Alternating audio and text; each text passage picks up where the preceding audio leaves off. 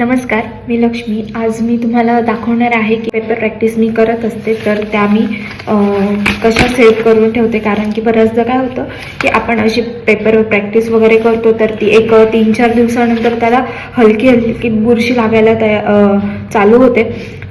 तर ते होऊ नये म्हणून मी काय करते हे मी आज तुम्हाला दाखवणार आहे। रात्री मी ही मेहंदी काढली होती प्रॅक्टिससाठी।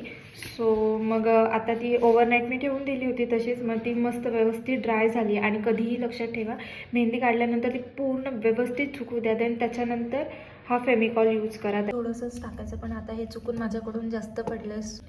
हलक्या हाताने असं स्प्रेड करून घ्यायचं आहे, जिथं जिथं आपली डिझाईन आहे तिथे तिथे पूर्ण व्यवस्थित ड्राय होऊन द्यायचं, नाहीतर मग थोडंसं हे होतं, ओलावा लागल्यासारखं होतं। त्याला कॉल वगैरे लावून ठेवून दिलं होतं तसंच ड्राय वगैरे होण्यासाठी।